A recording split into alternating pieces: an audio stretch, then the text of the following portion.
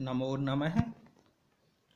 अहमस्मि डॉक्टर भवानी शंकर शर्मा, प्रधानाचार्य, राजकीय वरिष्ठ उपाध्याय संस्कृत विद्यालय खाटू श्याम जी सीकरम। अद्य वयं पठिष्यामः तृतीया विभक्ति चतुर्थी विभक्तिश्च। अथ तृतीया विभक्ति। तत्र प्रथमं सूत्रमस्ति स्वतन्त्रः कर्ता। क्रियायां स्वातन्त्र्येण विवक्षितो अर्थः कर्ता स्यात्। कर्ता कः? कर्ता स्वतन्त्रः, अर्थात क्रियायाः उत्पत्तौ यस्य प्रधानता भवति स भवति कर्ता। कर्मादि अन्यानि कारकाणि तु कर्तुः अधीनतायां कार्यं कुर्वन्ति। अतः कर्ता भवति स्वतन्त्रः। अन्यानि कारकाणि कर्तुः वशीभूतानि भवन्ति। यथा स्वामी स्वतन्त्रो भवति, अन्या तु तस्याधीनः। तद्वदेव कारकेषु स्वामीवत् कर्ता स्वतन्त्रो भवति। यथा रामः पुस्तकं पठति, अत्र क्रिया अस्ति पठनम्। अस्याः क्रियायाः कर्ता कः अस्ति? रामः। पठन क्रियया सह रामस्य अन्वयो अस्ति, अतः कर्ता अस्ति रामः। सः अस्ति स्वतन्त्रः। अग्रिमं सूत्रमस्ति साधकतमं करणम्। क्रियासिद्धौ प्रकृष्टोपकारकं कारकं करणसंज्ञं स्यात्। अर्थात साध्यति निष्पादयति कार्यम् इति साधकम्। अतिशयेन साधकम् इति साधकतमम्। अतिशयार्थे अत्र तमप प्रत्ययः अस्ति। अतिशायने तमप इष्ठनौ इति सूत्रेण। सूत्रार्थो अस्ति यत् क्रियासिद्धौ यत् कारकं प्रकृष्टं सहायकं भवति तस्य करणसंज्ञा भवति। यथा रामेण बाणेन हतो बाली। अत्र बालीहनन क्रियायाः प्रमुखं साधनम् अस्ति बाणः। अतः बाण शब्दे करणत्वम् अस्ति। तमग्रहणं किं? गंगायां घोषः। यदि साधकं करणम् इत्येव सूत्रं स्यात् तर्हि का हानि? यतोहि साधक शब्देन एव प्रकृष्टोपकारकं कारकम् इत्यर्थस्य प्राप्ति भवितुं शक्नोति।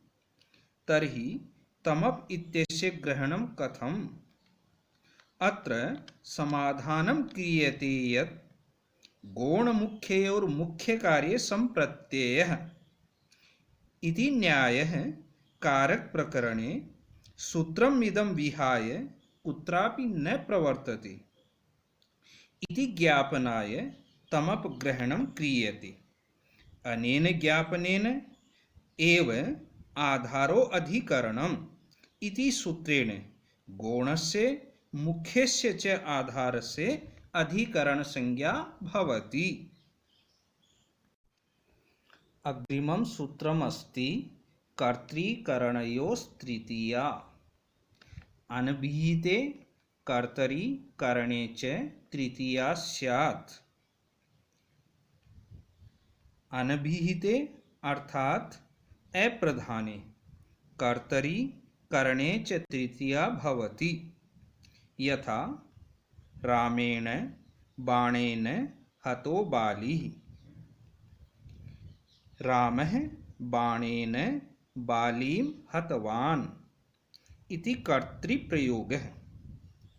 कर्मवाच्ये राम शब्दे अप्रधानत्वात् तृतीया,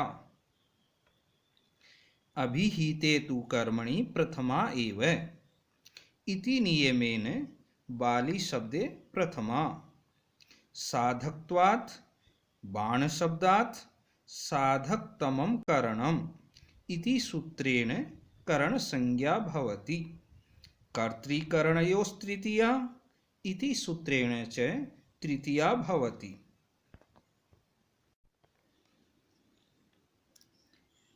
इदानीमस्ति वार्तिकं प्रकृत्यादिभ्यः उपसंख्यानम्। अनेन वार्तिकेन प्रकृत्यादिगणे पठितेभ्यः शब्देभ्यः तृतीया भवति। यथा प्रकृत्या चारुः, अत्र प्रकृतिगणपठितात् प्रकृतिशब्दात् तृतीया भवति। एवमेव अन्यानि उदाहरणानि अपि पश्यामः। प्रायेण याज्ञिकः गौत्रेण गार्ग्यः द्विद्रोणेन धान्यं क्रीणाति। एते शब्दाः प्रकृत्यादिगणे पठिताः सन्ति। साम्प्रतम् उपपदविभक्तिं पठिष्यामः। तत्र प्रथमं सूत्रमस्ति दिवः कर्म च। दिवः साधकतमं कारकं कर्मसंज्ञं स्यात्, चात् करणसंज्ञम्, अर्थात् दिवधात्वर्थं प्रति साधकतमं कारकं कर्मसंज्ञकं करणसंज्ञकं च भवति। यथा अक्षैः अक्षान् वा दिव्यति, अत्र दिवधातोः प्रयोगो अस्ति। अतः दिवः कर्म च इति सूत्रेण यदा करणसंज्ञा भवति तदा अक्षैः दिव्यति इति प्रयोगः जायते। एवञ्च उक्तसूत्रेण यदा कर्मसंज्ञा भवति तदा अक्षान् दिव्यति इति रूपं जायते। अग्रिमं सूत्रमस्ति अपवर्गे तृतीया। अपवर्गः फलप्राप्तिः। तस्यां द्योत्यायां कालाध्वनोरत्यन्तसंयोगे तृतीया स्यात्। द्वितीया विभक्ति प्रकरणे अस्माभिः सूत्रं पठितं कालाध्वनोरत्यन्तसंयोगे इति सूत्रेण कालवाचकस्य अध्ववाचकस्य च शब्दस्य अत्यन्तसंयोगत्वात् द्वितीया भवति। यथा मासम् अधीते क्रोशं कुटिला नदी, अस्मिन् सूत्रे अपवर्ग शब्दस्य योजनम् अस्ति। अपवर्गस्य अर्थो अस्ति फलप्राप्तिः, अर्थात् कालवाचकात् मार्गवाचकात् च शब्दात् अत्यन्तसंयोगत्वात् फलप्राप्तौ अर्थे सति तृतीया भवति। यथा अन्ना अनुवाको अधीतः, क्रोशेन अनुवाको अधीतः, अत्र अपवर्गत्वात् द्वितीया न भूत्वा तृतीया भवति। अपवर्गे किं मासम् अधीतो नायातः, अर्थात् कोऽपि बालः सम्पूर्णमासे अध्ययनं कृतवान् किन्तु शास्त्रज्ञानं न प्राप्तवान्, अतः फलप्राप्तिरभावात् अत्र न तृतीया अपितु कालाध्वनोरत्यन्तसंयोगे इति सूत्रेण द्वितीया भवति। अग्रिमं सूत्रमस्ति सहयुक्ते अप्रधाने। सहार्थेन युक्ते अप्रधाने तृतीया स्यात्। सूत्रार्थो अस्ति यत् सहार्थेन योगे अप्रधाने तृतीया भवति। यथा पुत्रेण सः आगतः पिता। अत्र आगमन क्रियायां पिता प्रधानो अस्ति, पुत्रश्च अप्रधानः। अतः सः पदप्रयोगत्वात् अत्र अप्रधाने तृतीया। साकं सार्धं समं योगेपि तृतीया भवति। यदि सः साकं सार्धं समम् इति पदानाम् अभावो अस्ति किन्तु सहार्थस्य प्रतीतिः भवति तदा वृद्धो यूनातल्लक्षणश्चेद् विशेषः इति सूत्रनिर्देशात् तृतीया भवति। उपपद विभक्तेः अग्रिमं सूत्रमस्ति येनाङ्गविकारः। येनाङ्गेन विकृतेन अंगिनो विकारो लक्ष्यते ततः तृतीया स्यात्। अर्थात येन अंगेन विकृतेन अंगिनः विकारः दृश्यते तस्मात् विकृतात् अंगवाचिनः तृतीया भवति। यथा अक्षणा काणः। अत्र अक्षणः विकृतत्वात् येनांग विकारः इत्यनेन तृतीया भवति। अंग विकारः किम्? अक्षिकाणम् अस्य। यदि अंग विकारः इति पदस्य सूत्रे स्थानं न स्यात् तदा को दोषः इति शंकायाम् उच्यते। यदि एतद् न उच्येत तदा अक्षिकाणम् अस्य इत्युदाहरणे अक्षणः विकारेपि तृतीया भवति। अतः अंगस्य विकारः लक्ष्यते न तु अंगिनः, अतः अत्र तृतीया न भवति। अग्रिमं सूत्रमस्ति इत्थम्भूतलक्षणे। कञ्चित् प्रकारकं प्राप्तस्य लक्षणे तृतीया स्यात्। प्रकार विशेषं प्राप्तस्य लक्षणे तृतीया भवति। यथा जटाभितापसः। अर्थात जटाभिज्ञायते यत् अयं तापसो अस्ति। अत्र लक्षण विशेषत्वात् इत्थम्भूतलक्षणे इति सूत्रेण तृतीया भवति। अग्रिमं सूत्रमस्ति संज्ञो अन्यतरस्यां कर्मणि। सम्पूर्वस्य जानातेः कर्मणि तृतीया वा स्यात्। सूत्रार्थो अस्ति यत् सम्पूर्वक ज्ञाधातुः कर्मणि तृतीया भवति विकल्पेन। यथा पित्रा पितरं वा संजानीते। अत्र सम्पूर्वक ज्ञाधातुः प्रयोगत्वात् तृतीया भवति। तदा पित्रा संजानीते इति प्रयोगः। विकल्पे कर्मणि पितरं संजानीते इति प्रयोगः जायते। अग्रिमं सूत्रमस्ति हेतौ। हेत्वर्थे तृतीया स्यात्। अर्थात हेतुः अर्थे तृतीया भवति। हेतुः किम्? द्रव्यादिसाधारणं निर्व्यापारसाधारणं च हेतुत्वम्। अर्थात क्रियासिद्धौ यदा द्रव्यं गुणं क्रिया च सहायका भवन्ति तदा ते हेतुः। यथा दण्डेन घटः इत्यत्र घट निर्माणे दण्डः हेतुरस्ति। अतः हेतौ इति सूत्रेण दण्ड शब्दे तृतीया भवति।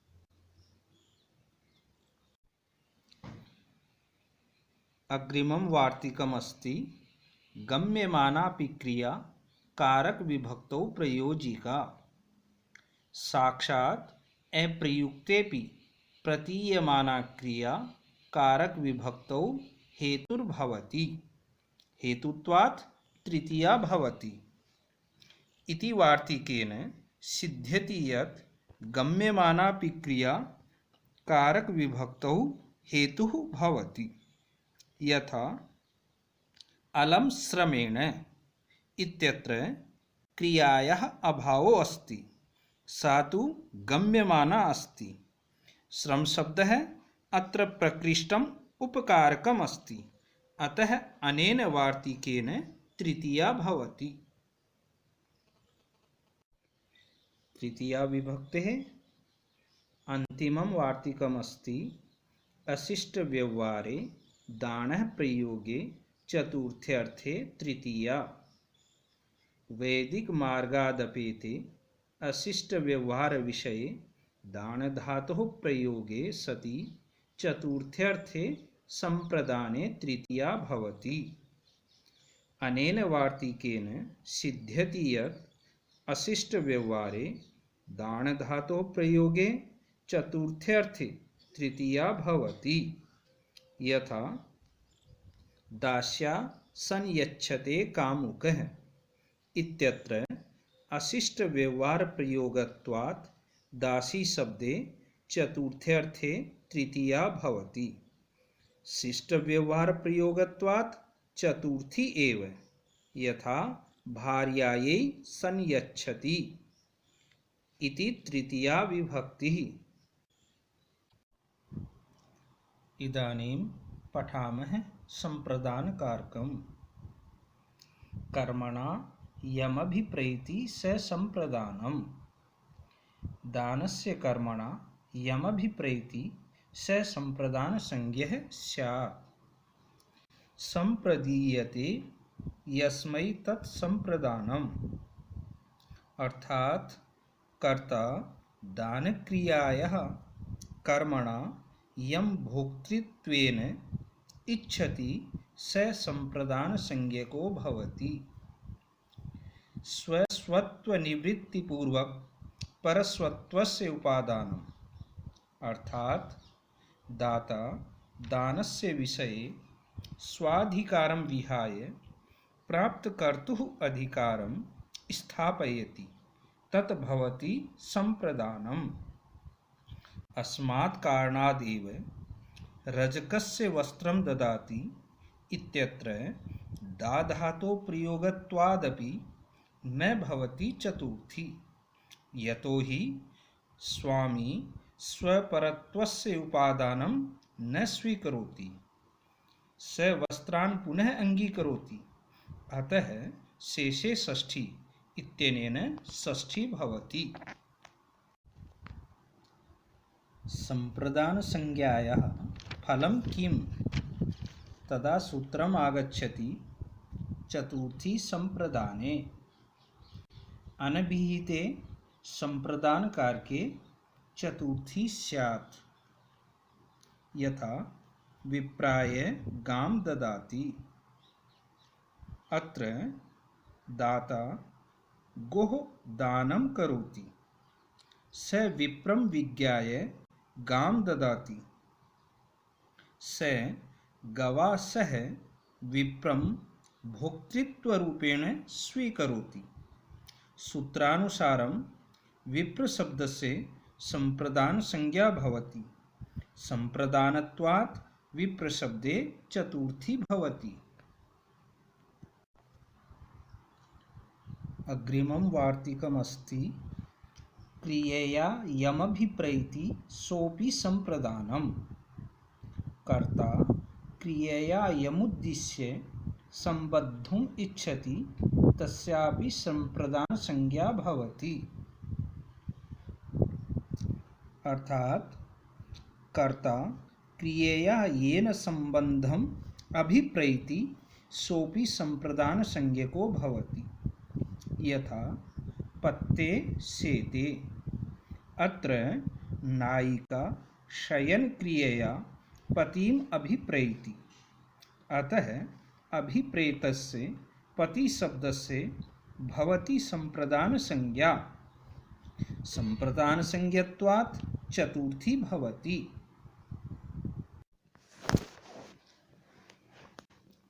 अग्रिमं सूत्रमस्ति रुच्यर्थानां प्रीयमाणः। रुच्यर्थानां धातूनां प्रयोगे प्रीयमाणो अर्थः संप्रदानं स्यात्। सूत्रार्थो भवति यत् रुच्यर्थानां धातूनां प्रयोगे प्रीयमाणस्य संप्रदान संज्ञा भवति। यथा हरये रोचते भक्तिः इत्यत्र रुच धातोः प्रयोगे प्रीयमाणस्य हरि शब्दस्य संप्रदान संज्ञा भवति। संप्रदाने चतुर्थी इति सूत्रेण चतुर्थी विभक्ति भवति। प्रीयमाणः किं? देवदत्ताय रोचते मोदकः पथि। अत्र देवदत्ताय मोदकः एव प्रीयमाणः, न तु पन्थः। अस्मिन् उदाहरणे प्रीयमाणः मोदकः, अप्रीयमाणः पन्थः। अतः अप्रीयमाणे शब्देपि संप्रदान संज्ञा न भवेत्। एतदर्थं सूत्रे प्रीयमाण शब्दः प्रयुक्तः। अग्रिमं सूत्रमस्ति श्लाघनुङ्स्थासपां गीप्स्यमानः। येषां प्रयोगे बोधयितुमिष्टः संप्रदानं स्यात्। अर्थात् श्लाघ नुङ् स्था शप धातूनां प्रयोगे गीप्स्यमानस्य अर्थात् बोधयितुम् इष्यमाणस्य संप्रदान संज्ञा भवति। यथा गोपी स्मरात् कृष्णाय श्लाघते, हनुते, तिष्ठते, शपते वा इत्यत्र श्लाघादि धातूनां प्रयोगे कृष्ण शब्दस्य संप्रदान संज्ञा भवति। संप्रदानत्वात् चतुर्थी भवति। गीप्स्यमानः किं? देवदत्ताय श्लाघते पथि। सूत्रे गीप्स्यमान शब्द प्रयोगेण अगीप्स्यमानस्य संप्रदान संज्ञा न भवति। अस्मिन् उदाहरणे देवदत्त शब्दस्य एव संप्रदान संज्ञा भवति, न तु पन्था इति शब्दस्य। अग्रिमं सूत्रमस्ति धारेरुत्तमर्णः। धारयते प्रयोगे उत्तमर्णः संप्रदान संज्ञः स्यात्। ण्यन्त ध्री धातुः प्रयोगे उत्तमर्णः अर्थात ऋणदाता संप्रदान संज्ञको भवति। यथा भक्ताय धारयति मोक्षं हरिः इत्यत्र भक्तः पूजा माध्यमेन पत्रं पुष्पं फलं तोयं च ऋणं हरये प्रयच्छति। हरिश्च तदऋणं मोक्षप्रदानेन प्रत्यर्पयति। अतः उत्तमर्णस्य भक्तस्य संप्रदान संज्ञा भवति। चतुर्थी संप्रदाने इति सूत्रेण चतुर्थी विभक्ति भवति। उत्तमर्णः किं? देवदत्ताय शतं धारयति ग्रामे इत्यत्र उत्तमर्णः ऋणदाता अस्ति, देवदत्तः, न तु ग्रामः। अतएव ग्राम शब्दे चतुर्थी न भवति। अग्रिमं सूत्रमस्ति स्पृहेरीप्सितः। स्पृह धातुः प्रयोगे ईप्सित कारकस्य संप्रदान संज्ञा भवति। सूत्रार्थो अस्ति यत् स्पृह धातुः योगे ईप्सितस्य संप्रदान संज्ञा भवति। यथा पुष्पेभ्यः स्पृयति, अत्र स्पृह धातुः प्रयोगः। ईप्सितानि सन्ति पुष्पाणि, अतः पुष्प शब्दस्य संप्रदान संज्ञा भवति। संप्रदानत्वाच्च चतुर्थी भवति। ईप्सितः किं पुष्पेभ्यो वने स्पृहयति इत्यत्र ईप्सितस्य विषयो अस्ति पुष्पाणि न तो वनम, अतः पुष्प शब्दे एव चतुर्थी न तो वन शब्दे। अग्रिमं सूत्रमस्ति क्रुद्धद्रुहेर्ष्यासूयार्थानां यं प्रतीकोपः।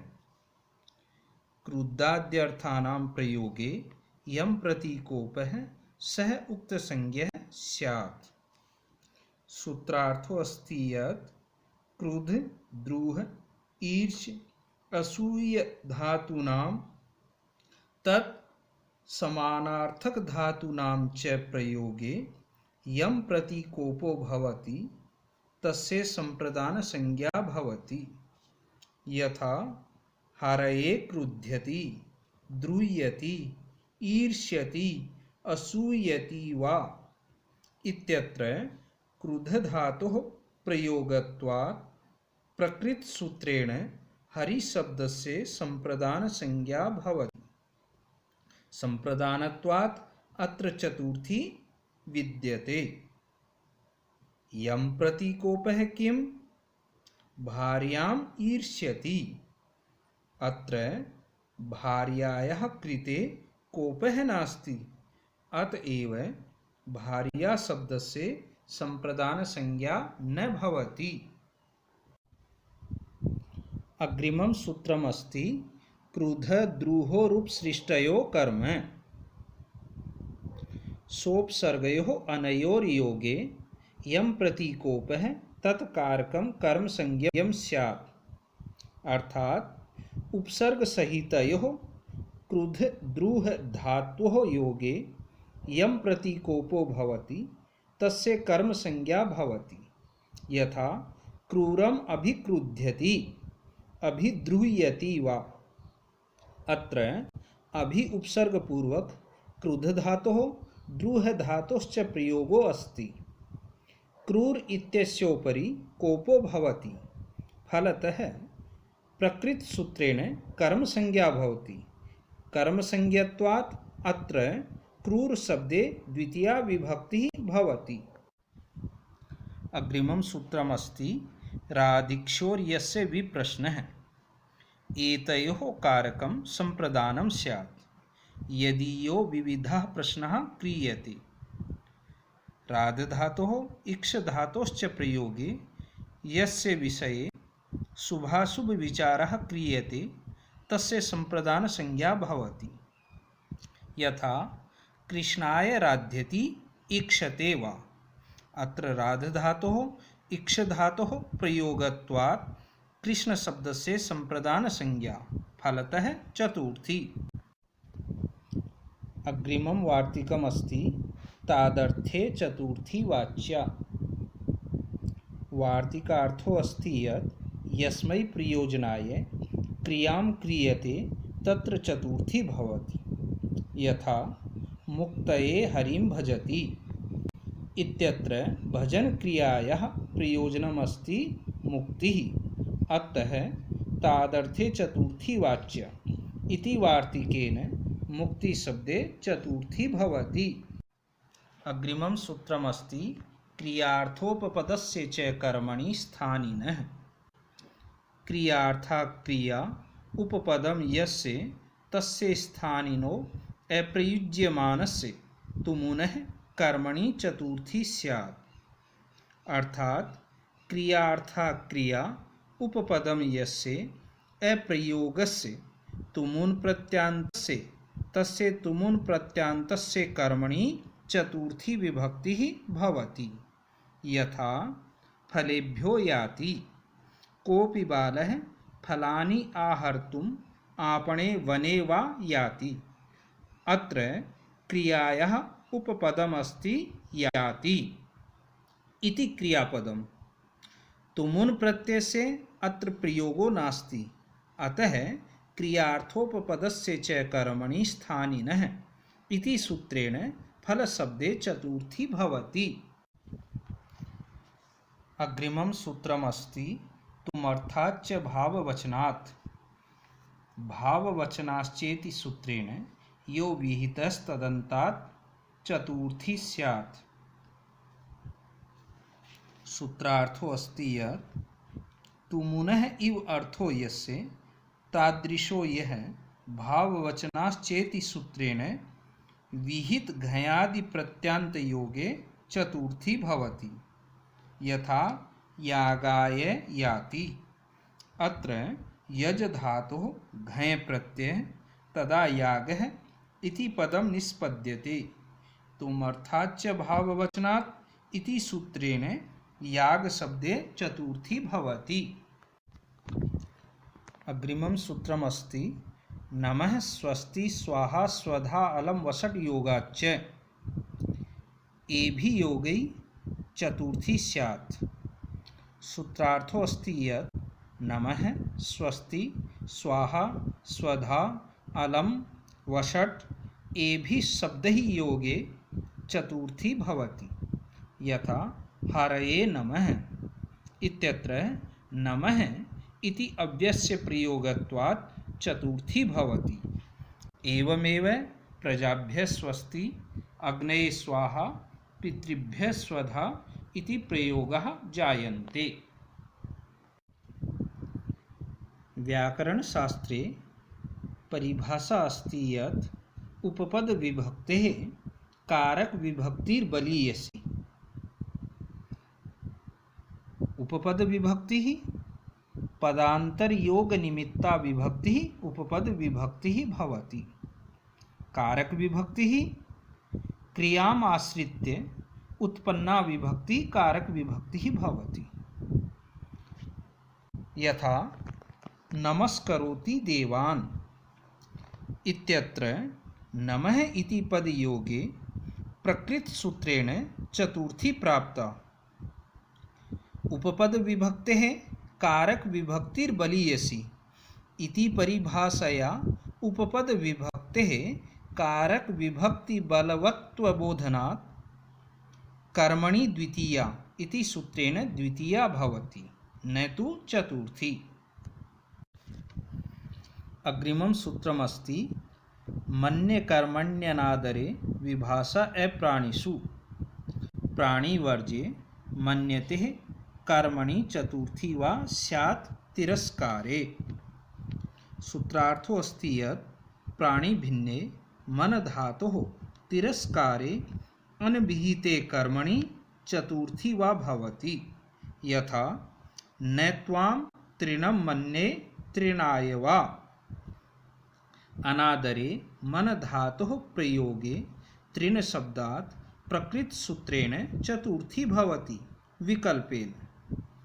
तदा न त्वां मन्ये तृणाय इति जायते, पक्षे द्वितीया भवति तदा न त्वां तृणं मन्ये इति जायते। अग्रिमं सूत्रमस्ति गत्यर्थकर्मणि द्वितीया चतुर्थ्यौ चेष्टायां मनध्वनि। अद्वभिन्ने गत्यर्थकानां कर्मण्येति स्तः चेष्टायां। सूत्रार्थो अस्ति यत् मार्गभिन्ने गत्यर्थक धातूनां द्वितीया चतुर्थी च भवतः यदि गतौ शारीरिक क्रिया भवेत्, यथा ग्रामं ग्रामाय वा गच्छति इत्यत्र गत्यर्थक गम धातुः अस्ति।